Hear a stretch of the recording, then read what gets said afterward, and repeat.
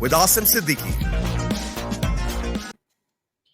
अस्सलामुअलैकुम नाज़रीन, Washington night show के साथ मैं हूं आपका मेजबान आसिम सिद्दीकी। हमारी स्पेशल ट्रांसमिशन इलेक्शन 2020 जो है आज उसका आखिरी प्रोग्राम है, 25वां प्रोग्राम यानी 25th हमने शोज किए हैं और हमारे साथ मुख्तलिफ शहरों से, अमेरिका के मुख्तलिफ स्टेट से तजिया निगार आए और उन्होंने अपनी बात कही। और आज जो है हमारा इलेक्शन का प्रोग्राम का आखिरी एपिसोड है, लेकिन इसके बाद जो है हम मुख्तलिफ वक्तों में बाइडन की जो भी आगे की बातें होंगी जो कि इंटरनेशनल रिलेशन के बारे में होगी और ये अमेरिका के जो लोग जो हैं तासुब के शिकार हो गए हैं, उसको जो है जोड़ने की शक्ल में उनके क्या इक़दामात हैं, उन पे बात करेंगे। आज हमारे साथ जो हैं सैयद वसीम उल हक साहब हैं। सर, आपका बहुत-बहुत शुक्रिया। अस्सलाम वालेकुम आसिम, शुक्रिया बुलाने का, मेज़बानी का शुक्रिया। अच्छा, आपने देखा कि ऐसा लग रहा था कि आज 4th ऑफ जुलाई है। बिल्कुल। आज बिल्कुल इस तरह लग रहा था कि 4th ऑफ जुलाई है। मैं अपने घर में बैठा था तो बाहर से लग रहा था कि कराची में आ गया हूँ, फायरिंग शुरू हो गई है, एम्बुलेंस की आवाज़ें आ रही हैं। तो दैस ऐसा लग रहा है जैसे खुशी लोगों को, और फिर आपको पता है वर्जीनिया डेमोक्रेट है तो वो और ज़्यादा खुशी है। तो आप मुझे बताएँ कि आप मुख्तलिफ अभी भी लोगों से कॉन्टैक्ट में हैं, क्या लोगों का रद्द-ए-अमल है कि बाइडेन के आने से अमेरिका जो है और ग्रेट होगा? क्योंकि अमेरिका ग्रेट करने के चक्कर में जो है ट्रम्प साहब ने जो है वो जो इक़दामात किए, हो सकता है कई अच्छे काम भी किए हों, लेकिन जो इंटरनेशनल रिलेशनशिप है ना, वो थोड़ा-सा जो है डामाडोल कर दी, जैसे चाइना के हवाले से और दूसरी कंट्रीज़ के हवाले से। जी। हाँ, आसिम, अभी जो मैंने तुझसे पहले कह रहा था कि ये जो अभी पीरियड है बाइडेन का, इसको हनीमून पीरियड कहते हैं। एक ट्रेडिशन है अमेरिका में, जब भी नया प्रेसिडेंट आता है वो कहता है कि 100 डेज में कुछ चेंजेस लाएंगे, ठीक है। मगर मैंने जब पहले भी जिक्र ये किया है कि इस कंट्री के इंस्टीट्यूशंस इतने स्ट्रांग हैं कि बाइडेन को बहुत ज़्यादा मेहनत करने की ज़रूरत नहीं पड़ेगी। जो फिजिकल थिंग्स है, मटेरियल थिंग्स हैं, इकोनॉमी जैसे है या कोविड-19 का जो मसला है। दूसरा जो है वो रेशियल इनइक्वालिटी को सही करना, सिस्टमिक रेसिज्म जो हर वक्त बात होती रहती है उसको किस किस्म से खत्म करना, ये सब देखेंगे। मगर आज जो बाइडेन ने स्पीच की है, मुझे वो स्पीच बहुत पसंद आई। उसमें उसने यूनिटी की बात की। उसने कहा ये कि भाई मैं पूरे अमेरिका का प्रेसिडेंट हूँ, मैं सिर्फ डेमोक्रेट का प्रेसिडेंट नहीं हूँ। तो इससे लगता ये है कि अपने आप को ये जो फ्यूचर में इसको प्रॉब्लम्स आएंगे उसके लिए तैयारी कर रहे हैं, नंबर 1। नंबर 2, बाइडेन जो है इज वेरी अवेयर कि इस मुल्क में क्या प्रॉब्लम्स हैं और किन प्रॉब्लम्स को पहले हल करना होगा। तो ये है कि आसिम, एक तो ये हो गया नेशनल लेवल पे। दूसरे जो है इंटरनेशनल लेवल पे मेरा जाती ख्याल ये है कि ट्रम्प ने जो डिसरप्शन की थी ना अलायंसेस में, पैक्ट्स में, जैसे पेरिस क्लाइमेट चेंज की जो पैक्ट था उससे निकल गया, ट्रांस पैसिफिक ट्रेड का जो था पैक्ट उससे निकल गया, नाफ्टा को बंद कर दिया। तो ये सब चीजें जो हैं I think will get better, इसलिए कि बाइडेन के रिलेशंस चाइना के साथ अच्छे हैं। चाइना को ट्रम्प अपना दुश्मन समझता था, बाइडेन वो इस तरह नहीं सोचता है। दूसरी चीज ये है कि जो यूरोप है उसमें I think America will have a better role now और अच्छे ताल्लुकात हो जाएंगे यूरोपियन कंट्रीज से अमेरिका के। इसलिए कि बाइडेन जो है वो, तुमको याद होगा, ये जब सेनेटर था तो ये फॉरेन रिलेशंस कमेटी का चेयरमैन भी होता था एक जमाने में, तो इसके फॉरेन रिलेशंस के अच्छे एक्सपीरियंस है। तो ये सब रखते हुए ना आसिम, दो चीजें जिस तरह मैंने पहले कहा कि एक तो मटेरियल थिंग्स हैं, ठीक है, कोविड-19 है, इकोनॉमी है, स्टिमुलस पैकेज है, हेल्थ केयर है, इस पे तो ये काम करेगा। कितना कामयाब होगा वो येट टू सी। दूसरा है कि जो इममटेरियल चीजें हैं, रेस रिलेशनशिप है, taking every community in confidence, जिसमें मुसलमान भी इंक्लूडेड हैं, तो ये मुसलमानों ने इसको एहसास इस बात का कि मुसलमानों ने इसको खुल्ला खुल्लम 100% वोट दिया। मिशिगन में जो जीतने की इसकी वजह है, it is because of the Muslims gave him completely. तो देखो कैबिनेट किस तरह की बनती है, इंशाल्लाह उम्मीद अच्छा, है कि अच्छी अच्छी होंगी। जी, थैंक यू। हमारे साथ जो है असद चौधरी हैं, रिपब्लिकन हैं, लेकिन असद से भी हम बात करेंगे कि हमने देखा कि हमने बहुत सारे जो है ट्वीट देखी जो इस किस्म की थी कि रिपब्लिकन थे, लेकिन उन्होंने खुले दिल से जो है बाइडेन को एक्सेप्ट किया, और एक्सेप्ट करने के बाद उन्होंने कहा कि बहुत सारी चीज़ें ऐसी हुई हैं जो कि नहीं होनी चाहिए थी। एज़ ए रिपब्लिकन हम इनको नहीं मानते हैं। असद साहब, आप क्या कहेंगे बाइडेन के जीतने के बाद जिस तरीके से 4th ऑफ जुलाई जो है वो नवंबर के महीने में मनाया जा रहा है, क्या कहेंगे? शुक्रिया बहुत आसिम साहब आपका, आपने मुझे शो में मदऊ किया, और वसीम साहब को भी मेरा सलाम, आपको भी सलाम, व्यूअर्स को भी। तो देखें, बात आपने भी की कि जमहूरियत में एंड रिज़ल्ट वो होता है कि जो अवाम का फ़ैसला है, जिसको अवाम आगे ले आएँ और इसको कबूल करना चाहिए। और हार-जीत किसी भी गेम में, किसी भी गेम की तरह इलेक्शंस में भी हार-जीत होती रहती है।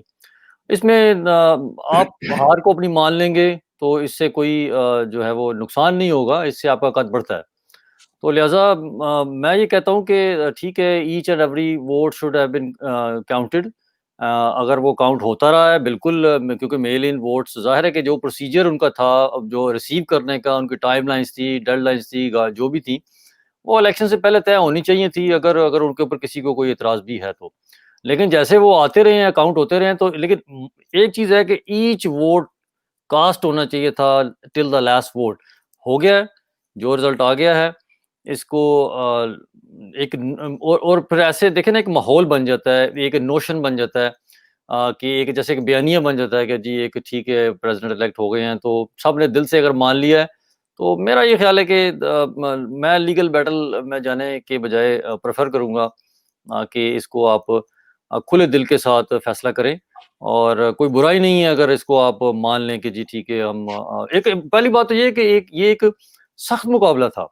किसी ने ये नहीं है कि कोई लैंडस्लाइड, बिल्कुल कोई बहुत ज़्यादा फ़र्क था। एक बहुत नेक टू नेक मुकाबला था, और ज़ाहिर बात है कि स्विंग स्टेट्स जो थी, उन्हीं पर आके फ़ैसला हुआ है, और जैसा कि वसीम साहब ने भी कहा कि सॉरी हक साहब ने कहा कि जो इसमें अहम किरदार अदा किया है वो एक तो मुसलमानों का वोट मिशिगन में, फिर जो सियाह फार्म जो वोट्स हैं, ज़ाहिर बात है कि वो जहाँ-जहाँ पॉकेट्स थीं, उन्होंने ईच एंड एवरी वोट अपना कास्ट किया, या बैलेट के ज़रिए इन पर्सन, या उन्होंने उसको मेल इन किया। और तीसरी चीज़ ज़ाहिर बात है कि आपको पता है कि पैंडेमिक भी एक बहुत बड़ा फैक्टर था। ये जो सारा इलेक्शन का सारा सिन बना, पूरा इतना अरसा जो 2,30,000 से ज़्यादा अफ़राद बेचारे लुक़मा अजल बन गए। तो एक बहुत बड़ा फैक्टर था।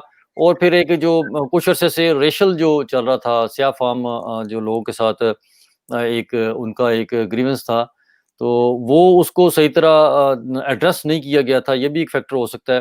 क्योंकि अभी जैसे अभी हक साहब ने बात की कि अब तो ऐसा ही होगा कि ब्लैक लाइव्स भी मैटर होगा, मुस्लिम लाइव्स भी मैटर होगा, एंड एवरी साउथ एशियन और every any community immigrant living here और इन द अमेरिका, वो सब काउंट होंगे। अच्छा, तो जी। मैं एक सवाल सैयद वसीम उल हक साहब से करूँगा, फिर उसके बाद आपके पास आऊँगा।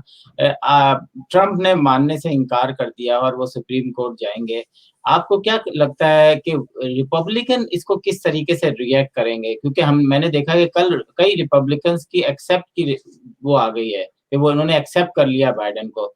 तो आप क्या कहेंगे वसीम साहब? आसिम, इस पे माने ये कोई छुपी बात नहीं है। ट्रंप ने बहुत पहले ही कह दिया था कि अगर मैं हारा, इसका मतलब ये होगा कि इलेक्शन रिग हुआ है। इट्स फैक्ट है ये। चौधरी साहब, ये इस बात में को आप मानने के लिए तैयार है ना ये? बिल्कुल अच्छा। बयानात थे। और इलेक्शन के वक्त तक इसने कहा कि मैं तो कोर्ट में जाऊंगा and supreme court will decide the election. इसने पहले भी बोल दिया था ये बात, ठीक है।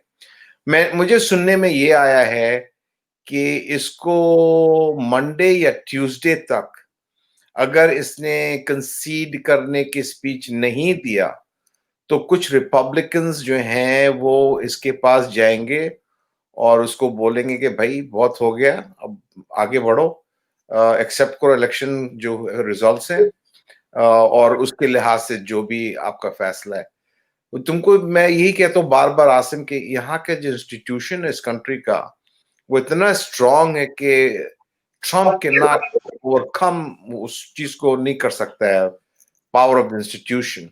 दूसरी चीज ये है, मैं चौधरी साहब की एक बात को क्लैरिफाई करना चाह रहा हूँ कि वोट सारे काउंट में, मगर जब किसी कैंडिडेट का प्रोजेक्ट करते हैं ना तो number of votes that was casted और उसका फिर देखते हैं कि कितनी नंबर से एक कैंडिडेट जीत रहा है, तो पूरी काउंट होने की जरूरत नहीं होती है। वो नंबर्स रेशियो निकालते हैं, प्रोपोर्शन निकाल के बताते हैं कि अगर 100 लोगों ने वोट दिया है, ठीक है, और 70 वोट काउंट हुआ है, जिसमें इससे कि 55 वोट जो है वो एक बंदे को चला गया है, तो even if the rest of the guy, पूरा रेस्ट ऑफ द वोट एक बंदे को चला जाए तो 55% वाला जीत रहा है। तो that is how it works out. You don't have to count each and every vote. वो प्रोजेक्शन इस तरह करते हैं कि नंबर ऑफ वोट्स कास्टेड, उसमें कितने वोट कितने किस कैंडिडेट को मिले उसके लिहाज से करते हैं। जैसे कि फिलाडेल्फिया पेंसिल्वेनिया में जो लास्ट मोमेंट में ये हो रहा था कि हर काउंटी का ये टोटल वोट्स कितने कास्ट में और इस बंदे को कितना मिला, तो अच्छा भाई ये जो डेमोक्रेटिक जितने भी ये काउंटीज हैं, अगर बाइडेन जो है 66% या 70% मेंटेन करता है तो नेक्स्ट काउंटी जहां भी वोट काउंट होना है तो वहां पे भी ये एक्सपेक्ट करते हैं, तो उसको प्रोजेक्शन कहते हैं। मगर Asim, coming back to your तुम्हारे सवाल का जवाब ये है, जरूर मैं बताऊंगा फिर कि कंसीड तो करेगा ट्रम्प, देयर इज नो वे, समझिए।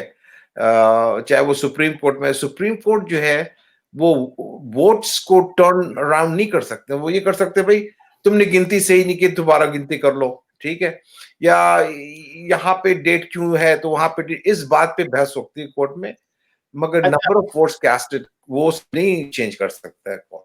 अच्छा आसिम साहब, मैं एक चीज क्लियर करना चाहता हूँ जी, मैं ये क्लियर करना चाहता हूँ कि ये जो रिजल्ट एंड रिजल्ट आया है ये प्रोजेक्शन पे नहीं आया जनाब। ये हक साहब ये वोट काउंट करने पर आया है, क्योंकि जॉर्जिया, नेवाडा, पेंसिल्वेनिया, मिशिगन इन्होंने आखिर तक वोटों तक गए हैं। प्रोजेक्शंस के लिए तो बहुत बड़ा डिफरेंस होता, तो फिर तो प्रोजेक्शन ठीक थी, लेकिन इसमें गए हैं वहां पे। मैं थोड़ा सा अपना क्लियर कर दूं, इसी वजह, हाँ यू आर राइट, इसी Yes, वजह से CNN, MSNBC, CNBC जी, और Fox they different, yes, Philadelphia, Pennsylvania, Georgia, Nevada और एरिजोना यस में कोई प्रोजेक्शन इसीलिए नहीं की। नहीं किया था, इसीलिए क्योंकि हर वोट काउंट होना था। अच्छा, इसमें एक और चीज बताऊं मैं कि ये फैसले वैसे जो सियासी फैसले कोर्ट्स के बजाय अगर वोट के मैदान में हो ना, ये सियासत के मैदान में तो ज्यादा अच्छे लगते हैं। अच्छा हमारे साथ शाहब करनी साहब भी हैं, ये भी रिपब्लिकन हैं।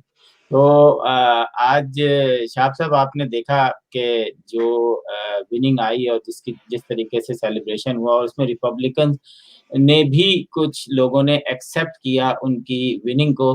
किस तरह देखते हैं बाइडेन की विनिंग को, एंड प्लस रिपब्लिकन रहनुमाओं की कि उन्होंने किस वेलकम किया, नहीं किया, या थोड़े से लोगों ने किया, क्योंकि ट्रम्प ने तो ये इलेक्शन अभी तक एक्सेप्ट नहीं किया। जी तारिक शाह साहब। अव्वल तो ये कि यहाँ एक्सेप्टेंस की और कंसीड करने की कोई लीगल रिक्वायरमेंट नहीं है, ये तो ट्रेडिशंस है, तो वो ना करें वो तो क्या फर्क पड़ता है। इलेक्शन के रिजल्ट आ गए, जैसे अभी असद चौधरी साहब ने कहा कि फिलाडेल्फिया का तो ऑफिशियल रिजल्ट है ना, वो प्रोजेक्शन थोड़ी है, तो उनका जो काउंट है वो पहुंच गया वहां तक, जी तो बस हो गया फैसला जो है। उसमें अब दो राय थोड़ी हो सकती है। जहां तक रिपब्लिकन पार्टी की जो वाकई लीडर्स हैं, जो पॉलिटिशियंस हैं, जो रैंक एंड फाइल है, वो तो नॉर्म्स की तरफ जाते हैं, लेकिन जो नॉन ट्रेडिशनल बाय फ्लूक बन जाते हैं या व्हाइट हाउस पहुंच जाते हैं, वो अपना वो उसको समझते हैं कि ये भी रियल टाइम कोई टीवी का शो हो रहा है, ऐसी कुछ बात नहीं। मगर आसम, टू ऐड टू जो कन्नी साहब ने जो कहा, अगर आप एक नॉर्मल नॉर्म को अगर आप तोड़ते हैं ना तो नेशन में कंफ्यूजन पैदा होता है, I fully agree. And that is not good for the country. बिल्कुल ठीक, Of course, there are a lot of things in last 5 years जो कही गई, जो की गई कम, कहीं ज्यादा गई, वो इस मुल्क के लिए अच्छा नहीं है। अच्छा, if I may add one thing sir, with your permission, कि जो ये मेल इन जो बैलेट्स हैं, एब्सेंटी बैलेट्स, ये इनका कोई तरीकेकार ज़रूर होना चाहिए कि इलेक्शन से पहले रिसीव हो जाए और काउंट हो जाएँ, ताकि ये जो डिले का होता है ना, इलेक्शन डिले का रिजल्ट का, ये सिलसिला खत्म हो जाए, ताकि एक अभाम खत्म हो जाए थोड़ा-सा। ये मेरी एक राय है। मगर इस पे चौधरी साहब मैं आपको बताऊं कि if you look at the tradition of filing taxes, तो उसमें लिखा होता पोस्टमार्क 12, ठीक है। तो उसी चीज को रखते हुए ये सारे स्टेट्स ने कहा था कि बैलेट मेल इन करेंगे। Mail in ballot is the first time it happened, इसलिए कोविड-19 की वजह से ये हुआ। वरना तो यूजुअली पिछले जो इलेक्शन मैं भी गया था, जाके देख आया फिजिकली। जी, जी। मगर डेमोक्रेट्स, बिकॉज कोविड-19 के ज्यादा अवेयरनेस डेमोक्रेट्स में कंपेयर टू द रिपब्लिकन्स, तो बाइडेन ने अपने सपोर्टर को बोला भाई मेल इन करो। जी। ट्रम्प ने बोला आके दो। That is why initially votes जो थे ट्रम्प के बहुत ज्यादा थे, and as soon as mail in. मगर आपका कहना बिल्कुल सही है कि there should have been solid rock kind of guidance and deadline. Instructions voters को भाई इस तरह देना है। जी। क्योंकि मैं इसलिए ये कह रहा हूँ कि आसिम भाई, मैं इसलिए ये कह रहा हूँ कि अगर यही सिलसिला अगर डेमोक्रेट्स के साथ होता और रिपब्लिकन्स के वोट आ रहे होते, तो फिर ये मतलब ये वो रेसिप्रोकल सिस्टम हो जाना था कि जी नहीं, ये वो गलत हो गया तो ये हो गया। तो इसलिए इसको जरा वहाम को दूर करने के लिए मैं कह रहा हूँ कि एक जैसे एक सजेशन है। मगर ये बिल्कुल आप सही कह रहे हैं, अगर वो Democrat president was as toxic as Trump, तो यस एब्सोल्युटली यही होता। हो सकता है। मसला ये कि ट्रम्प की पर्सनालिटी इतनी कंट्रोवर्शियल एंड सच कॉन्फ्लिक्ट्स और so much hatred, so much likeness and hatred दोनों तरफ, तो इसकी वजह से ये सब हुआ है। अच्छा, ये भी मैं करनी साहब से एक बात पूछूंगा कि हमारे ये जो ट्रम्प साहब थे, उन्होंने ऐसा तो नहीं हुआ कि 100% जो भी फैसले किए वो गलत थे। अभी हमारे प्रोग्राम में एक साहब आए हुए थे लॉस एंजलिस से, तो उन्होंने ये कहा कि ट्रम्प ने कई दुनिया में ऐसे काम किए हैं जो कि पहले नहीं हुए। कोई नई जंग का इफ्तिताह नहीं किया, लेकिन उसके साथ साथ शायद कोल्ड वॉर जरूर जारी रही चाइना के साथ। शाह साहब, आप इससे एग्री करेंगे ट्रम्प के कुछ अच्छे कामों से? हाँ, वो अच्छे कामों में आप ये कह सकते हैं कि वाकई कोई जंग नहीं छिड़ी, लेकिन उसकी टाइम एंड स्पेस भी नहीं थे, क्योंकि पहले ही जंगों में इतने इंगेज हो चुके थे हमारे मिलिट्री मशीन जो थी, तो वो अफोर्ड ही नहीं कर सकते थे कोई नया मार्ग खोलना जो है। एक चीज है। दूसरा ये कि उनका ज्यादातर जो डिप्लोमेसी रही है वो, जैसे डॉक्टर साहब ने कहा कि इस वेरी पर्सनल, और उनका जो एक स्टाइल था नॉन ट्रेडिशनल, वो था, मतलब क्योंकि ना तो वो स्टेट्समैन थे ना पॉलिटिशियन थे, वो एक सेल्समैन है। मतलब ये कि उन्होंने बाय फ्लूक आ गए थे, वो 4 साल चला लिए उन्होंने अपनी पर्सनालिटी के साथ जो है, और जो नतीजा है वो आपके सामने। जी। अच्छा, हमें जो है ना लॉस एंजलिस से आरिफ साहब ने ज्वाइन किया है। AIY के भी नुमाइंदे हैं ये लॉस एंजलिस में। मैं चाहूंगा कि आरिफ साहब, आप हमें सुन सकते हैं? जी आरिफ साहब, आप हमें सुन जी, सकते अस्सलाम हैं? वालेकुम आसिम साहब, मैं आपको सुन सकता हूँ। जी, बताइए लॉस एंजलिस में क्या जी, मैं सुन पोजीशन है? सकता हूँ आपको। आप ये बताइए कि लॉस एंजलिस में क्या पोजीशन है, वहां भी क्या 4th ऑफ जुलाई मनाया जा रहा है जैसे कि यहाँ? जी मुझे आरिफ आपकी आवाज़ सही नहीं आ रही, लेकिन लॉस एंजलिस में इस वक़्त एक बहुत जो है वो खुशी का समय है। जैसे बहुत बड़ी सेलिब्रेशन यहाँ पे इस वक़्त हो रही है। जैसा कि आप जानते हैं, कैलिफ़ोर्निया जो है वो एक डीप ब्लू रियासत है। यहाँ पर डेमोक्रेट्स की वाज़ेह अक्सरियत है, और जो बाइडेन और हैरिस का यहाँ पर जीतना, यहाँ से कैलिफ़ोर्निया से जीतना कोई एक अचनबे की बात नहीं थी, क्योंकि कैलिफोर्निया से, जैसे आप जानते हैं, पिछले 30 सालों में कोई रिपब्लिकन प्रेसिडेंशियल कैंडिडेट आज तक जीता नहीं है। तो यहाँ पर ये कैलिफोर्निया में तो इस वक्त बहुत ही एक खुशी का समय है। मैं इस वक्त यहाँ पर एक सेलिब्रेशन पार्टी है, उसको अटेंड कर रहा हूँ इस वक्त यहाँ पर। कांग्रेस वुमन मैक्सीन वाटर्स, जो कि लॉस एंजलिस से कैलिफोर्निया के सदर्न कैलिफोर्निया में लॉस एंजलिस के इलाके को रिप्रेजेंट करती हैं कांग्रेस में, उन्होंने आज एक विक्ट्री पार्टी अरेंज की थी जो कि जिससे कि बाइडन जो है उन्होंने खिताब किया थ्रू जूम। तो मैं वो पार्टी अभी ख़त्म हुई है और मैं अभी जो है वो उस पार्टी की रिपोर्ट जो है वो मैंने की है। तो वो पार्टी में आप को बेतहाशा जो है लोग खुश थे और सेलिब्रेट कर रहे थे। It was a sight to see. तो यहाँ पर जैसा मैंने अर्ज किया कि यहाँ पर तो बेतहाशा खुशी मनाई जा रही है क्योंकि ये एक प्रीडोमिनेटली डेमोक्रेटिक स्टेट है। तो ये तो बहुत ही ज़्यादा इंतजार यहाँ पे हो रहा था कि इसका नतीजे का अनाउंसमेंट हो।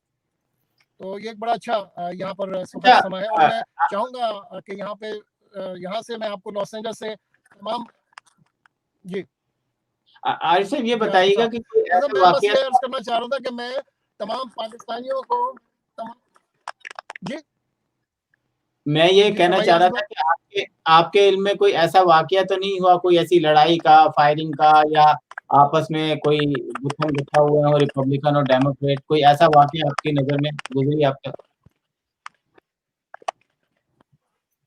नहीं, अभी तक ऐसा कोई इंसिडेंट हमारे इल्म में नहीं है, अभी तक कोई रिपोर्ट नहीं आई है। इसके इम्कानात बहुत थे। डाउनटाउन लॉस एंजलिस में कई जो स्टोर फ्रंट हैं जहाँ पर के शीशे के स्टोर फ्रंट हैं, उन्होंने उसको बोर्ड अप किया हुआ था। यहाँ पर काफ़ी एक तशवीश थी इस हवाले से कि इस इलेक्शन के नताइज के बाद यहाँ पर हंगामे की तवक्का थी, लेकिन ताहाल यहाँ पर कोई ऐसी सूरत हाल अभी तक नज़र नहीं आई है। और यहाँ पर जो कि लॉ इन्फोर्समेंट है वो बहुत तैयार है। हमारी उनसे बात हुई है और उन्होंने बहुत प्रिपरेशन कर रखी है इस हवाले से और वो तमाम इन हालात के लिए बहुत तैयारी से हैं। लेकिन ताहाल यहाँ पर ऐसी कोई रिपोर्ट मौजूद नहीं है, कोई हमें ऐसी इत्तला अभी तक नहीं आई है। चलिए, थैंक यू आरिफ साहब, आपने बड़े मसरूफ अपने टाइम में से, क्योंकि मुझे पता है आप जो है एक सेलिब्रेशन में आप बाहर आके हमें जो है वो लॉस एंजलिस से अपडेट कर रहे थे। आपका बहुत बहुत शुक्रिया। बहुत शुक्रिया आज़म साहब, थैंक यू। Thank you. वालेकुम अस्सलाम। अच्छा, अब हम चलते हैं, हमारे साथ जो है तारिक भट्ट साहब भी मौजूद है और इन्होंने कहा था पहले प्रोग्राम में इलेक्शन के बाद जो है कि जी ये फ्राइडे तक जाएगा। तो फ्राइडे से बहुत ही करीब सैटरडे को अनाउंस हो गया।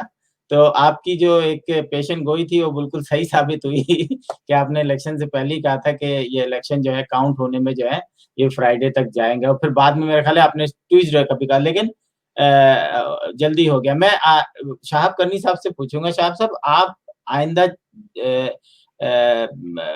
पावर ऑफ ट्रांसफर जिसे कहते हैं 20 जनवरी को, उसको कैसे देखते हैं कि कोई नई चीज देखेंगे अमेरिकन हिस्ट्री में? नहीं, बड़ा स्मूथ होगा हर चीज जो है। अच्छा, आप किसी भी किस्म की कोई वो नहीं देख रहे कि कुछ होगा? बिल्कुल नहीं। चले, वेरी गुड। यही सवाल वसीम उल हक साहब से, ये मैं 20 तारीख जब 22 तारीख को प्रोग्राम करूंगा तो आपकी ये चलाऊंगा। आप I totally agree with करनी साहब, इसलिए कि मैंने बार बार यही बोलता हूँ, it's about the institution, not the people who come for 4 years या for 2 years या 6 years. इंस्टीट्यूशन को इस मुल्क में हिलाना इज नॉट इजी। यहाँ पे कॉन्स्टिट्यूशन की बहुत वैल्यू है, चाहे वो रिपब्लिकन हो या डेमोक्रेट हो। They quote the constitution. Most of the congressmen जो हैं अपने पॉकेट में कॉन्स्टिट्यूशन की कॉपी रखते हैं। सेनेटर्स एंड कांग्रेसमैन हर वक्त कोट करते रहते हैं। तो इन चीजों को सामने रखते हुए मेरा नहीं ख्याल है कि कोई ऐसा मसला होगा, मगर ट्रम्प बहुत अनप्रिडिक्टेबल आदमी है, ठीक है। और उसको जो मैं इम्प्रेस होता हूँ ट्रम्प के बारे में, मेरा वो ये है कि डरता नहीं है वो, जो दिल में बोलता है खुल के बोलता है, मगर मसला ये होता है ये वो कभी कभी बैकफायर हो जाता है। तो मेरा नहीं ख्याल कोई ऐसा होगा। इसको रिपब्लिकन्स कुछ सेनेटर्स कांग्रेसमैन खुद समझाएंगे भाई। तो मैं तुमको हिस्ट्री आसिम बताऊं कि जब निक्सन का हुआ था ना वाटरगेट का जी, तो उसमें 3 या 4 लोग गए थे निक्सन के पास जब टेप वेप का सारा हो गया। तो उन्होंने कहा ये जाके कि the Republican party is not with you at all, और नेक्स्ट डे निक्सन ने रिजाइन किया, okay, because Nixon was ready to fight, mix messages दे रहे थे उसके एडवाइजर, मगर वो 3 लोग या 4 लोग गए और उन्होंने कहा कि you do not have any support in the Republican party and he resign the next day. तो इससे भी होता है, जैसे कि मिच मैकॉलम है, लिंडजी ग्रैम है, they are close ally of Trump. अब देखो ये लोग किस तरह रिएक्ट करते हैं, मगर द गुड न्यूज इज कि मिच मैकॉलम और Biden, they have been good friends, इसलिए दोनों सेनेट में थे, काफी सालों से ये लोग साथ काम किया इन्होंने, तो मैंने सुना ये कि इनके ताल्लुकात बहुत अच्छे हैं। इसी वजह से तुमने देखा होगा कि मिच मैकॉलम का कोई स्ट्रॉन्ग स्टेटमेंट नहीं आ रहा है कुछ भी ना, इन सपोर्ट ऑफ ट्रम्प या अगेंस्ट बाइडेन, को ऐसी बात नहीं कर रहा है वो। अच्छा, मैं तारिक भट्ट साहब से पूछूंगा कि उन्होंने भी शिकागो में देखा कि फिर 4th ऑफ जुलाई मनाया गया नवंबर में, या ऐसा नहीं हुआ? तारिक साहब क्या देखते हैं इस विनिंग को, किस तरीके से देखते हैं? आप शिकागो में हैं तो वहां पर भी इसी तरीके की सेलिब्रेशन है जैसा कि वाशिंगटन में है या और दूसरे स्टेट्स में है? जी, अस्सलाम वालेकुम। पहले तो डॉक्टर साहब का, करनी साहब का, और इससे पहले मंसूरी साहब थे और असद चौधरी साहब, माफी चाहता हूँ, इसीलिए मुझे दिक्कत हुई आने में कि इतनी सेलिब्रेशन हो रही है और मैं अभी गया हुआ था और उसमें पूरा शिकागो निकल कर बाहर आ गया है। और उसी तरह हुआ जैसा कि ओबामा जब जीते थे 2008 में। फर्क सिर्फ ये था कि ओबामा की विक्ट्री पार्टी शिकागो में थी और वो खुद भी शिकागो में थे, ये वेलमिंगटन डेलावेयर में था, लेकिन सिर्फ बाइडेन और हैरिस की कमी थी, बाकी उसी तरह का समा था पूरा शिकागो। और ट्रम्प होटल जो है और ट्रम्प टावर जो है उसकी तरफ जाने वाले तमाम रास्ते एहतियाती तदाबीर के तौर पर बंद कर दिए गए थे, ताकि किसी को ये मौका ना मिले कि किसी किस्म का नाखुशगवार वाकया पेश आए। तो एक यानी कि ईद, क्रिसमस, जिस तरह का भी समा समझ लीजिए इस वक्त शिकागो में है, लोग इंतहाई खुश हैं और तसादुम का कहीं नाम नहीं है। और किसी भी, जैसा कि आरिफ मंसूरी साहब भी अर्लियर कह रहे थे कि किसी भी तसादुम का कोई ताल्लुक नहीं। जब मैंने पेशन गोई की थी जुम्मे की, तो उस वक्त पेंसिल्वेनिया के वोट और स्लो हो गए और उन्होंने कहा कि जुम्मे को रोक दी गई थी, वो आपको पता है 5 बजे के बाद शुरू हुई। और कल हमने जब गुफ्तगू की तो मैंने कहा सैटरडे तक रिजल्ट इंशाल्लाह आ जाएगा। लेकिन ये अभी भी जो रिजल्ट्स हैं ये अनऑफिशियल हैं, ये प्रोजेक्टेड हैं, और जो ऑफिशियल जहां तक कहा गया है कि ट्रांजिशन का, तो प्रेसिडेंट ट्रम्प ने तो अभी तक कंसीड नहीं किया है और ना ही वो करने का इरादा रखते हैं। उन्होंने अपने ट्वीट में भी कह दिया आज कि भाई मैं तो ये समझता हूं कि रिकाउंट होनी चाहिए, क्योंकि इलेक्शन, इसमें कोई शक नहीं कि बहुत क्लोज इलेक्शन था।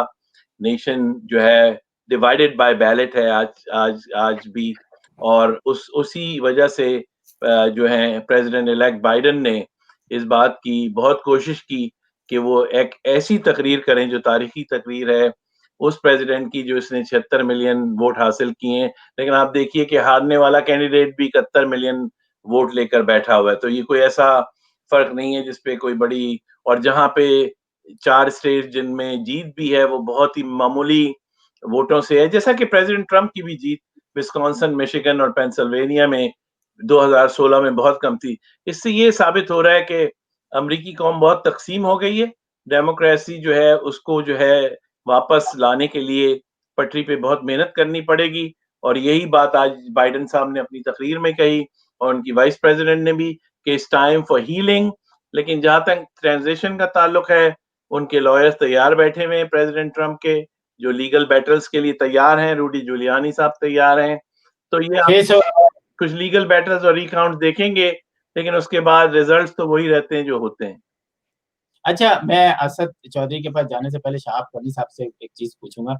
शहाब साहब, हमने देखा कि पाकिस्तानी मीडिया जो है ना वो थोड़ा सा मतलब अजीब सा रिएक्ट कर रहा है, कि ऐसा लग रहा है कि बाइडेन के आने से उनकी सारी प्रॉब्लम सॉल्व हो जाएगी और शायद मुसलमानों की प्रॉब्लम भी सॉल्व हो जाएगी। ये जो खुशफहमियां हैं, और हमने देखा कि कई जो यहाँ पे बाइडेन के फॉलोअर्स थे या डेमोक्रेट थे, वो भी पाकिस्तानी जो है ना वो कह रहे हैं जी अब पाकिस्तान आप देखिएगा कि तरक्की करेगा, जी अब आप देखिएगा कि मुस्लिम उम्मा, ये जो चीजें आ रही हैं, जबकि हम यहाँ पे इतने अरसे से हैं, हमने देखा कि अमेरिका जो है अपने मफादात की जंग लड़ता है। उसको वो देखता है कि मुझे कहाँ पर सेफ है, मेरे लोग जो हैं वो कितने सेफ होंगे, वो कभी किसी और मुल्क के लिए नहीं लड़ता। आप क्या कहेंगे, किस तरीके से देखते हैं ये पाकिस्तानी मीडिया जो इस तरह रिएक्ट कर रहा है कि जैसे सब कुछ बस अब अच्छा हो जाएगा? पाकिस्तानी मीडिया तो छोड़े, हमारे पिंडी के जो किरदार है उनका, और जो हाकिम वक्त है उनका किरदार, और उनकी जो बलूगत है सियासत की और इंटरनेशनल अफेयर की, वो एक जुमले में मैं एक्सप्लेन कर दूं। जो मौलाना ताहिर अशरफी को मिडिल ईस्ट के लिए एनवॉय स्पेशल रोविंग वो बना दे, उनकी बलागत और बलूगत दोनों जो है ना उस पर सलाम है। तो बस इससे ज्यादा मैं क्या कहूँ। आपने बहुत छोटे लफ्जों में बहुत सारा कुछ कह दिया। मेरा ख्याल है कि हमारे पार्टिसिपेंट को समझाना पड़ेगा कि शहाब साहब ने जो है वो छोटे से सेंटेंस में जो है वो एक ऐसी चीज कर दी कि इस पे किताब लिखी जा सकती है, और पिंडी का नाम लेके तो उन्होंने शायद खैर छोड़ें। अब हम असद चौधरी के पास जाते हैं।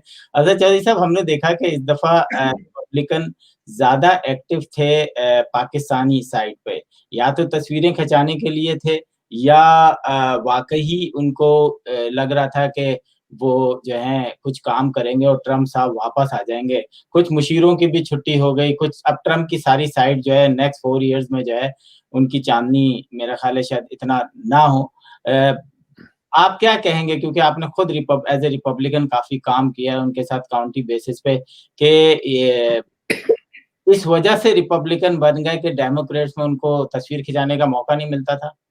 नहीं, आसिम भाई, बात ये है कि जो प्रेसिडेंशियल इलेक्शन होते हैं ये पार्टी की नॉमिनेशन, ज़ाहिर बात है कि फ्रंट रनर तो ज़रूर होते हैं पार्टी की नॉमिनेशन के साथ, लेकिन इसके अंदर कैंडिडेट जो है उसका बहुत बड़ा एक किरदार होता है उसको इलेक्शन को जीतने के लिए, जो अमेरिकन प्रेसिडेंशियल इलेक्शन होता है।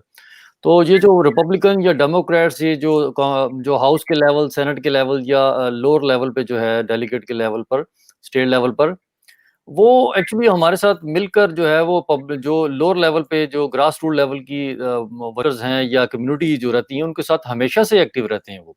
ये कोई इस इलेक्शन में नहीं हुआ, ये हमेशा से एक्टिव रहते हैं, क्योंकि इनका बाज़ औक़ात इनका जो टारगेट होता है वो प्रेसिडेंशियल इलेक्शन नहीं होता। इनका देखें, एक आपके हर 2 साल बाद हाउस का रिप्रेजेंटेटिव जो है उसको री-इलेक्ट होना होता है, या जो इलेक्ट होना होता है, जो भी उसको आप समझें। फिर डेलीगेट होते हैं, फिर उसके अंदर स्टेट सेनेटर्स होते हैं, जो स्टेट डेलीगेट्स जो बनते हैं, काउंटी में होते हैं। तो उनका उनका हर वक़्त टारगेट जो है वो प्रेसिडेंशियल इलेक्शन हरगिज़ नहीं होता। तो इसलिए मैं थोड़ा-सा इसके साथ इस जो तासुर है इसके साथ थोड़ा-सा एग्री नहीं करूँगा माज़रत के साथ कि इसका ताल्लुक कोई प्रेसिडेंशियल इलेक्शन के साथ था। इसके साथ ऑलवेज़, आज ये इलेक्शन हुआ है, 3 को इलेक्शन खत्म हुआ है, तो बल्कि आज खत्म हो रहा है इलेक्शन, तो हम कल से दोबारा अपने जो हमारी कम्युनिटी यहाँ रहती है, सोसाइटी है, हमारी पाकिस्तानी अमेरिकन जो कम्युनिटी है, उसके अलावा अमेरिकन हमारे जो साथी दोस्त हैं, हम उनके साथ काम करना दोबारा शुरू कर देंगे। इसलिए कि यही जमहूरियत की जो हुस्न है जमहूरियत का। और आसिम एक चीज ऐड करना चाहूंगा जो अभी असद चौधरी ने कही, कि इस वक्त एक पॉइंट आप हाईलाइट नहीं कर पा रहे, कि जो यूएस हाउस में कांग्रेस में 10 खवातीन आई हैं रिपब्लिकन प्लेटफॉर्म से इलेक्ट हो। ये अमेरिका के लिए बहुत बड़ी खबर है, मुकामी एम्पावरमेंट की, औरतों के हवाले से। तो हम ट्रम्प के मेले में गुम हो गए, जो असल अमेरिका की ब्यूटी उस पर बात नहीं हो रही। बिल्कुल नहीं, हम इस पे एक प्रोग्राम करेंगे, हमारा जो नेक्स्ट जो अच्छा, होगा। आसिम साहब, एक चीज़ ऐड कर दूँ, और अगर if you may give me a little like 15 seconds. जी, जी, बोलें। अब पाकिस्तानी आपने बात की थी कि मीडिया खुश हो रहा है, तो ये करनी साहब ने बड़ा एक ज़बरदस्त बात की है, तो इसके साथ इसमें ये भी ऐड करें कि देखें, ये तो बात वही होगी जो अमेरिकन इंटरेस्ट में होगी। मीडिया जो मर्जी कहता रहे, जो मर्जी यहाँ पर आप करें, लेकिन बात वही होगी, वही अमेरिकन पसंद करेगा, जो अमेरिकन इंटरेस्ट के अंदर होगा, वही जो बाइडेन साहब भी आके करेंगे। आसिम, मैं कुछ एक और बात करूं? जी, जी, बोलें। ये चौधरी साहब ने बात की कि ट्रम्प को 70 मिलियन वोट मिले, बाइडेन को 74 मिलियन। डेमोक्रेसी, जितने भी आप उठाओ ना स्टैटिस्टिक्स, उसमें 42% of the nation are Republicans and 42% are Democrats. ये लोग खंबा पीपल हैं। एक चीज, दूसरी चीज, कुछ डेमोक्रेट्स जो स्पेशली जो white females, इस दफा 55% of white females voted for Trump, जबकि लास्ट टाइम 53 या 52% दिया था। और ये जो नंबर्स बढ़े हैं वाइट वुमेन के जो ट्रम्प को वोट दिया है, उसकी वजह ये है कि जो हंगामा राई हुई थी ब्लैक लाइफ मैटर के चक्कर सिलसिले में, इसकी वजह से Democrats did lose a lot of white people from their franchise, इस एस्टैब्लिश्ड थिंग। तो कहने का मकसद, yes that's the beauty Chaudhry साहब, the beauty of democracy is कि कुछ लोग जो हैं किसी को वोट देते हैं, कुछ लोग किसी को वोट देते हैं, बट द मेजॉरिटी रूल्स। अब उस पे बहस ये कर सकते हैं कि भाई क्या सिंपल मेजॉरिटी रूल कर रही है या 66% मेजॉरिटी रूल कर रही है, दैट इज द क्वेश्चन। अच्छा, इसमें ये है कि हर सियासी जो है नारे का, स्लोगन का एक रिएक्शन होता है, वो आपके हक में भी हो सकता है, आपके खिलाफ भी हो सकता है। बिल्कुल बिल्कुल सही बात। अच्छा, तारिक भट्ट साहब से सवाल करूंगा। तारिक भट्ट साहब, आप हमेशा माजी की बातें भी काफी बताते हैं, और जितने भी इलेक्शन हुए उसमें कुछ रिकॉर्ड्स जो हैं वो बने, कुछ टूटे। ये हमारा भी जो हुआ कि दोनों जो हैं, बाइडेन और ट्रम्प, दोनों को रिकॉर्ड वोट मिले। आपका थोड़ा सा मैं तजिया चाहूंगा कि आखिर आप रिपब्लिकन ने अपनी साख खोई है इन लास्ट 4 सालों में, और उसको मेंटेन करने में कितना अरसा उनको वापस लगेगा? क्या ट्रम्प वापस रिपब्लिकन में आके नेक्स्ट ईयर सदर बनने की ख्वाहिश जाहिर कर सकते हैं? जी तारिक साहब। जी, तो जहां तक इस इलेक्शन का ताल्लुक है, इसमें ये बड़ी ही खुशाइन बात है जो अभी की गई कि वोट तो बहुत लोगों ने डाले, लेकिन नस्ली बुनियादों पे बहुत वोट डाले गए। और इवन जो व्हाइट वुमेन है, मेरे ख्याल में उन्होंने भी नस्ली बुनियादों पे बहुत वोट डाले, जबकि बहुत सारा प्रेसिडेंट ट्रम्प का मवाद जो निकला था पिछले 2016 में, लेकिन उस पर भी लोगों ने कोई कान पे उनके कोई जू नहीं रेंगी। और इस लिहाज से कि उनके कितने ताल्लुकात थे और कितनी चीजें थी, तो ये चीज जो है उसको बिल्कुल, जिसे कहना चाहिए, एक सेलेक्टिव विजन हो गई है अमेरिका की, एक बहुत बड़े पैमाने पे। एक तरफ है जैसे कि डॉक्टर साहब ने कहा ब्लैक लाइव्स मैटर्स, और जनाब हंगामे किए गए, उनका भी अब पता चलेगा जब होंगे कि किसने कराए, कैसे कराए, और क्या उनका मकसद था कि टीवी पे सारी एक कौम दिखाई गई जिसने लूटा मारी की।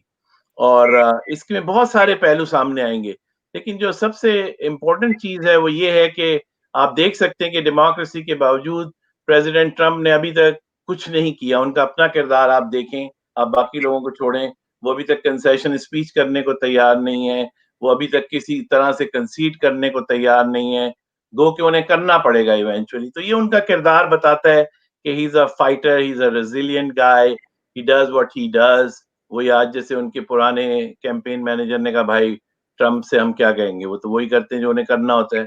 तो ये सब चीजें हैं अमेरिका की खूबसूरती में, ये तमाम चीजें शामिल हैं, लेकिन इसमें ये भी बात सामने आई कि किस कदर नस्ली बुनियादों पर वोट डालने की एक नई रुझान पाया गया, जो पहले भी था माजी में, जिसे इब्राहिम लिंकन साहब ने तोड़ा, और उसके बाद उन्होंने जो है ये जो स्याफाम लोग थे उनको हुकूक दिए, और वो रिपब्लिकन थे। ये खूबी की बात है कि रिपब्लिकन प्रेसिडेंट ने ही इमेंसिपेशन लॉज पास किए।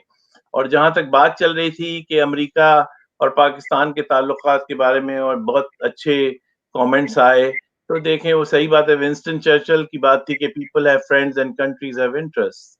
तो लोग अपने अपने इसमें इंटरेस्ट देखते हैं। अगर पाकिस्तान के इंटरेस्ट में वो आए, वो चीजें अमेरिका पाकिस्तान के इंटरेस्ट में आया, तो अमेरिका पाकिस्तान का साथ देगा। आज जनाब मोदी साहब ने एक पैगाम तहनीत भेजा, जो बाइडन को अपनी तस्वीर भेजी, कमला हैरिस को उनकी तामिल जो निजाद हैं बताया, उनको उस जबान में लिखा के कंग्रेचुलेशन।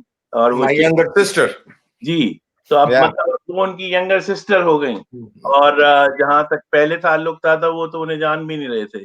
तो इस तरह से जो चीजें हैं, इनको अगर आप इनका मुतालिया करें तो आप ये समझेंगे कि जो अफसोसनाक बात थी इस पूरे 4 सालों में, वो ये थी कि नस्ली बुनियादों को बहुत ज्यादा हवा दी गई। ये बिल्कुल एक हकीकत है। और बहुत अरसे बाद जो है, जो छुपे हुए जो जज्बात थे लोगों के, उनको उजागर करने की हिम्मत दी गई और उनको उजागर किया गया। और उसी वजह से आपने देखा कि बैकलैश हुआ, और कौम डिवाइड हो गई। यानी ये आप 1860s के बाद पहली दफा देख रहे हैं कि कौम इतनी ओपनली डिवाइड हुई है, जो कि जंग की तरह नहीं हुई तो इलेक्शन की तरह हो गई। तो इस तरह से आप, मैं समझता हूं कि इसको आप माजी से जो डोनाल्ड ट्रंप है, अभी तक देखें सिर्फ 2 लोगों ने रिपब्लिकन पार्टी के, मिट रोमनी और जेब बुश, जो कि खुद कैंडिडेट और जिन्होंने इलेक्शन लड़ चुके हैं डोनाल्ड ट्रंप से प्राइमरी में, उन्होंने सिर्फ कंग्रेचुलेट किया अभी तक। और मिच मैकॉनल और सारे लोग खामोश हैं अभी।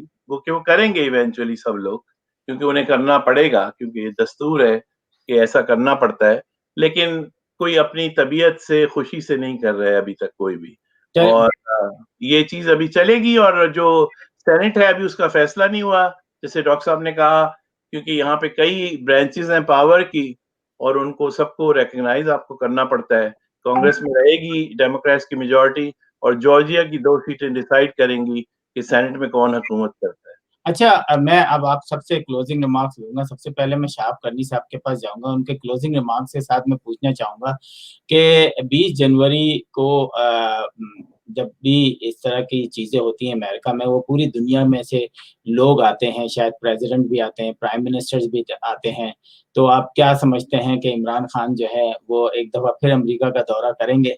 नंबर 1। नंबर 2 कि हमारे मीडिया चीख के कह रहा है कि अमेरिका का सदर ने ये बात कही कि मैं रिपब्लिकन का और डेमोक्रेट का सदर नहीं हूं, मैं अमेरिका का सदर हूं।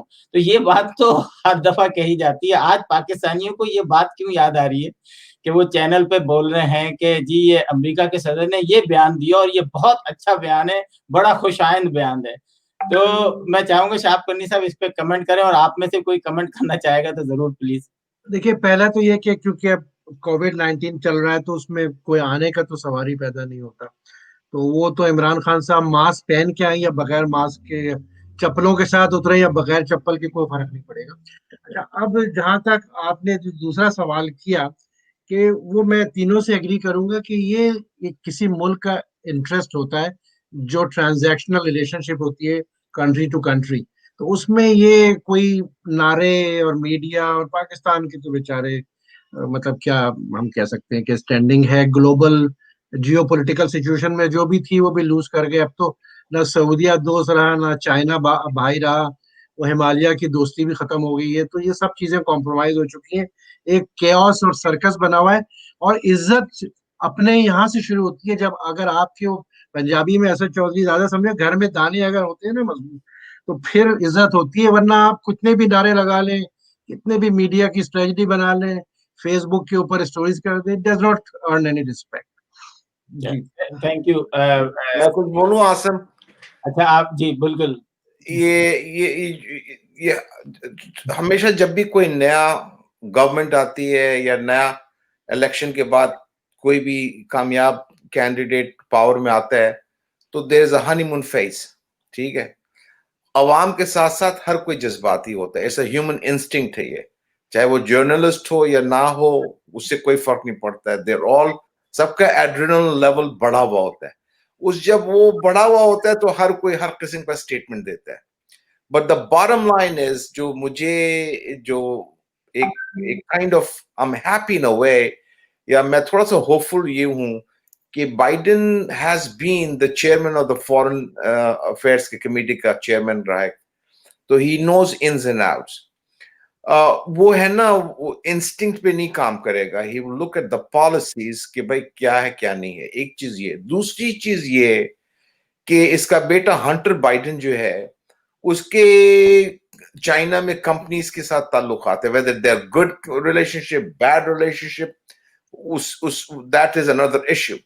बट द इश्यू हियर ये है कि Biden is aware of the businesses जो कि चाइना में होता है। जो डेमोक्रेट्स हैं, दे आर अवेयर कि चाइना क्या रोल प्ले करते हैं अमेरिका में। तुम देखो, जिस दिन ट्रम्प ने टैरिफ लगाया और बैन किया, हर चीज की कीमत बढ़ गई, चीजें स्टोर में मिल नहीं रही। आप होम डिपो जाओ, you can not get everything that you want. सारी चीज चाइनीज सारे, बिल्कुल डॉलर। हाँ। और दूसरी चीज ये है, मैं मतलब with all due respect to Karni sahab, you know, I think Pakistan की जो भी स्टैंडिंग इंटरनेशनल लेवल पे, आई थिंक इतनी अच्छी पहले मुझे तो याद नहीं है कि इतनी अच्छी कंडीशन और रेपुटेशन पाकिस्तान की जो भी है। क्या Imran Khan can build that relationship with the new government of United States? I think he will be able to do it, इसलिए कि इमरान खान जैसा भी हो, जो भी हो, he has in his heart उसके intentions अच्छे हैं, which I have. I'm not a big supporter of Imran Khan, मगर मैंने इसको देखा ये है कि भाई उसके दिल में good intentions for the country है, ईमानदार है, चोर नहीं है, ना डाकू है। जिस तरह पहले डाकुओं ने लूटा पाकिस्तान को, वो उसमें ये सब नहीं है, ना पैसे की हवस है उसको, ना कुछ है। मगर हम लोग के तो दिल से दुआ निकलती भाई, जो भी पाकिस्तान के लीडर हो, अच्छा लीडर हो, पाकिस्तान के लिए अच्छा काम करे, और मुझे उम्मीद है कि things will get better with this government. Asim, मैं 30 सेकंड लेना चाहूंगा। ये पीटीआई का प्रमोशनल प्रोग्राम नहीं है, इलेक्शन 2020 और बाइडन का टॉपिक है, नंबर 1। दूसरा ये है कि जो बाइडन की बात करी आपने, मैं पाकिस्तान के हवाले से, बाइडन उस वक्त भी जिम्मेदार पोजीशन पे थे जब 3.5 घंटा एबटाबाद में घुसा गया, और उनको पता है कैसे घुसा जाता है, कैसे एग्जिट ली जाती है। इतना ही कहना था। अच्छा, बिल्कुल एक बात है कि बिल्कुल जैसे वसीमुल हक साहब ने कहे, हर एक की नहीं, ये तो पीटीआई का जलसा बना रहे हैं। वसीमुल हक साहब ने जो बात की, वो बात हर जैसे हर इंसान मुख्तलिफ तरीके से सोचता है। हम सोचेंगे तो वो डिफरेंट तरीके से सोचेंगे कि इमरान खान तो इतने बड़े मकान में रहते हैं, वो तो अभी 46 गाड़ियां उन्होंने मंगवाई बुलेट प्रूफ अपने लोगों को देने के लिए, जहां वो गाड़ियों की सेल लगा रहे थे। तो मसला ये कि अगर इमरान खान सही है तो उसके राइट लेफ्ट सारे चोर हैं। तो अब उसको तो उस बंदे को भी हम क्या कहेंगे कि जो चोरों को जो है वो सपोर्ट कर रहा है। जहांगीर तरीन वापस आ गए, उनको गिरफ्तार नहीं किया गया। खैर ये एक अगली बहस है, हम इंशाल्लाह अगले बात की बात पीटीआई के प्रोग्राम में करेंगे। मैं बॉटम लाइन कहने का मकसद ये था कि आई थिंक यूनाइटेड स्टेट्स और पाकिस्तान के दरमियान रिलेशनशिप बेहतर होगा।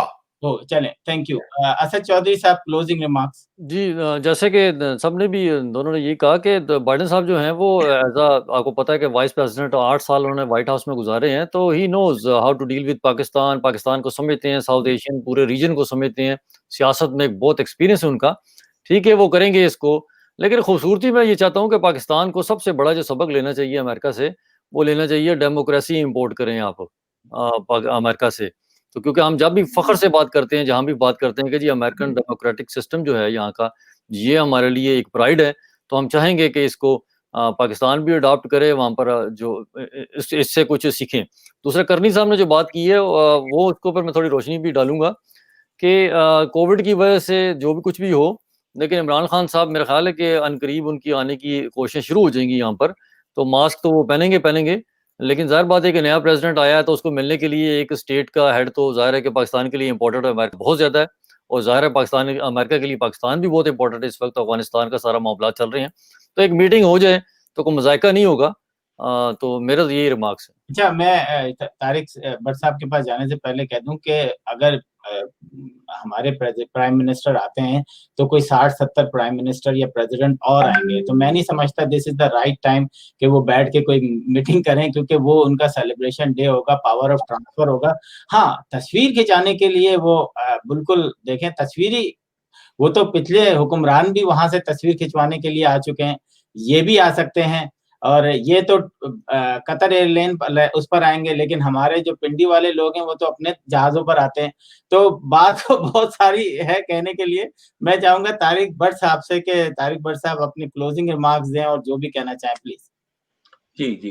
पहले तो ये गुफ्तगू बहुत ही उम्दा है, और मेरा ख्याल है कि मैं आपसे ये कहना चाहूँगा कि जैसा करनी साहब ने कहा, कुछ बातें जो हम ट्रम्प के साथ करते हैं, हमें इन ऑल फेयरनेस उन्होंने सही बात की कि ट्रम्प ने कोई नई जंग का आगाज़ नहीं किया, इसमें कोई शक नहीं। अमेरिका के उन 4 सालों में उन्होंने पाकिस्तान पे कोई ड्रोन नहीं फेंके, जो कि बराक ओबामा और जो बाइडेन के ज़माने में बहुत फेंके गए, और उसके अलावा बहुत सारी चीज़ें थी जो मुस्लिम ममालिक में हुई बराक ओबामा के दौर में, जिनको हम बहुत ज़्यादा आसानी से इग्नोर कर देते हैं। कर्नल गद्दाफी जो हैं लीबिया के, उनको उतार दिया गया और मार दिया गया, और बहुत सारी चीज़ें ऐसी हुई जिनका मैं ज़िक्र कर सकता हूँ। और ऐसा नहीं है, कुछ हमारे जॉर्ज बुश के, मगर ट्रम्प के दौर में ये सब चीजें नहीं हुई। ये उनकी सबसे बड़ी ख्वाहिश थी कि अफगानिस्तान से अमेरिकन ट्रूप्स जो हैं वापस आएं और तमाम मुल्कों से वापस आएं और जंगों में एंगेजमेंट कम हो। तो मैं इस बात को हकीकत तस्लीम करता हूं और समझता हूं कि इसमें कोई शक नहीं कि ये चीजें उन्होंने की। और उसके साथ साथ जहां तक ताल्लुकात का है, वो जो करनी साहब ने पहले कहा, वो बड़े काम की चीज है। अगर आप दुनिया के ताल्लुकात में देखें तो उनकी जो कम्युनिटीज यहाँ रहती हैं और जो उनका कोऑर्डिनेशन अपने ममालिक के साथ होता है, उस तरह के साथ अभी तक पाकिस्तान की जो हुक्मरान है, वो चाहे कितने भी करप्ट हो, इंडिया में भी करप्शन होगी, चाइना में भी होगी, हर जगह होगी, लेकिन एक बात उन दोनों ने, उन मुल्कों ने की और इसराइल ने की, कि वो अपनी जो कम्युनिटीज यहाँ पर हैं उनके साथ मिलकर काम करते हैं। इंडियन एम्बेसडर्स या इजरायली एम्बेसडर्स आज तक कभी, ये चाइनीज एम्बेसडर, अपनी कम्युनिटी से कोई मशवरा किए बगैर कोई काम नहीं करते। जब सेनेटर हार्किन पाकिस्तान गए और उन्होंने हमें कहा कि भाई बात ये है कि तुम लोगों के तो हुक्मरान जो हैं वो हमें कुछ ऐसे समझ रहे हैं कि हम आए ऐसे यहाँ घूमने, चाय पीने और घुमाने आए हो, हमें कोई पॉलिसीज पे बात करो, कोई चीजों पे गुफ्तगू करो। तो ये बहुत इंपॉर्टेंट है। जो असल बात है, जो ताल्लुकात जो मजबूत होंगे, बाकी सब चीजें होंगी जियोपॉलिटिकल, जो ट्रांजैक्शनल रिलेशनशिप्स हैं। जैसे जब अफगानिस्तान की पहली वॉर थी तो मुजाहिदीन, तो रेगन साहब ने पाकिस्तान को दुनिया जहान के F-16 भी दे दी सब। लेकिन जो असल रिलेशनशिप्स हैं वो ट्रेड और ताल्लुकात, तिजारत और इन्फ्लुएंस से डेवलप होती है। तो कॉरिडोर्स ऑफ वॉशिंगटन जो है उनको पाकिस्तानी अमेरिकन कम्युनिटी खोल सकती है, जैसा कि डॉक्टर आसिफ महमूद की दोस्ती है कमला हैरिस से और बहुतों की जो बाइडन से है। इसी तरह जो लोग पाकिस्तान के रिपब्लिकन पार्टी के साथ काम करते हैं, हम सबको मिलजुल के आपस में तो काम करना चाहिए, ताकि हम एक अलाइनमेंट से कोई जो चीजें उस खित्ते के लिए, जो हमारा मुल्क था जहां हमने तालीम हासिल की, परवरिश हासिल की, और यहाँ जो अब हमने क़यामत अख्तियार की है, तो उन मुल्कों में किस तरह हम सुधराव लाएं। उसके लिए जरूरी है कि पाकिस्तान की एम्बेसीज, काउंसलेट ओपन अप करें, पाकिस्तान के हुक्मरान, पाकिस्तान के जो लोग रहते हैं बाहर, उनको एक एसेट समझें और उनसे बहुत करीबी ताल्लुकात रख के काम करें। बिल्कुल, बहुत अच्छी बात बोली नाज़रीन। हमारा मकसद भी ये प्रोग्राम करने का नॉर्थ अमेरिका में ये है कि पाकिस्तानियों को आपस में एक-दूसरे से जो है उनकी खबर को शेयर करें, और फिर पाकिस्तान में जो ओवरसीज़ पाकिस्तान है, जो ज़िम्मेदार हैं, जिनका एम्बेसी से ताल्लुक है या नहीं है, एम्बेसीज़ को भी ऐसे पाकिस्तानियों को आगे लाना चाहिए जो वाक़ई पाकिस्तान के लिए कुछ कर रहे हैं, उनकी कुछ जायदादें कुछ पाकिस्तान में इन्वेस्ट कर रहे हैं। ये नहीं कि यहाँ पर जो है अगर आपके पास कुछ रेंट की चीज़ें हैं, आपने दुकानें खोली हुई हैं, किया हुआ है, लेकिन आप बिल्कुल करीब एम्बेसी के साथ-साथ चल रहे होते हैं, उनके हर प्रोग्राम में जा रहे होते हैं। एम्बेसडर ऑफ पाकिस्तान को ये चाहिए कि वो एक ऐसी लिस्ट तरतीब दे जो वाक़ई बिज़नेसमैन पाकिस्तान के साथ मुख़लिस हैं, और जैसा कि अभी इन्होंने कहा कि ताल्लुकात बहुत अहमियत रखते हैं, कि किसके ताल्लुकात किससे। हमने जहांगीर सिद्दीकी के आपके ताल्लुकात देखे कि ट्रम्प के बेटे के साथ थे। तो ट्रम्प निकालना है कि आपने ताल्लुकात कहाँ से है। ये भी एक बहुत अच्छी चीज़ है कि पाकिस्तान 11 सितंबर के बाद पाकिस्तानी बहुत ज़्यादा जो हैं पॉलिटिक्स में शामिल हो गए हैं, और रहा हमारी पीटीआई। जी, शाह साहब कुछ कहना चाह रहे हैं आप? आपने मेरे मुँह से वो छीन लिया। मैं, क्योंकि हमारी बात हो रही है पाकिस्तान और यूएसए, और जो डॉक्टर तारिक भट्ट ने बात करी बहुत अच्छी, कि कम्युनिटी का एंगेजमेंट हमें नजर नहीं आता। क्यों नजर नहीं आता? जो आपने अभी जुमला कहा, जब हमारे मुल्क का सफीर एक सियासी जमात के जलसे के ऊपर खिताब खुद सदारती खुतबा देगा, और पीटीआई, एमक्यूएम, नून लीग के चैप्टर, आपको कभी कांग्रेस के, इंडियन कांग्रेस या बीजेपी के चैप्टर नजर आए वाशिंगटन में? ये मैंने जो सियासी बलूगत की बात की थी वो वही की थी। और यहाँ पर मैं माजरत के साथ, जो ये 35-35, 40-40 साल से लोग हैं, ये उसी का शिकार है अभी भी। इनकी फर्स्ट प्रेफरेंस होती है कि दावत में लिस्ट में एम्बेसी का नाम आना चाहिए। ये मुख्तलिफ अंजुमने बना के अपने पर्सनल पीआर को बढ़ाते हैं, चाहे वो स्टेट लेवल पे हो, काउंटी पे हो, या एम्बेसीज के साथ। अच्छा आसिम भाई, एक कोई एजेंडा नहीं है इनका। एक चीज ऐड करूंगा। जैसे आपने कहा है कि जिनके ताल्लुकात अंदर हैं एडमिनिस्ट्रेशन के साथ, उनको उनके साथ आगे ताल्लुकात बढ़ाने चाहिए। तो मेरा इसके अंदर राय ये है कि जब भी आप किसी एक इंडिविजुअल को उसको ग्रैब करेंगे कि उसके ताल्लुकात हैं, तो यकीन कीजिए कि उसी इंडिविजुअल के ही फायदे होंगे, मुल्क को कोई फायदा नहीं होना। बिल्कुल ऐसा हो जैसे कहा कि पूरी कम्युनिटी को लेकर चलें आप साथ। जी, अब आसिम भाई आप भी कुछ कह दें। अच्छा, इनके जवाब में मैं ये कहूंगा कि भाई आपको मैं पार्ट जिस एरिया में रहता हूँ वहां पे we are very close to DC area. मैं मानता हूं कि अभी पाकिस्तान एम्बेसी जो है they are not as efficient as other people, मगर एक कोशिश जारी है, ठीक है, बेबी स्टेप्स लिया जा रहा है। पाकिस्तानी कम्युनिटी को पाकिस्तान एम्बेसी इन्वॉल्व कर रही है, प्रोग्राम करती है, सवाल जवाब होते हैं। तो होपफुली आसिफ तुम भी आ चुके हो, मैं भी था पाकिस्तान एम्बेसी में। मगर these are baby steps. Instead of being so critical about everything, we should appreciate जो भी हो रहा है and try to help them as much as we can. तो आहिस्ता आहिस्ता इंशाल्लाह मेरी उम्मीद, मेरा होप यही है कि grown it will up get better.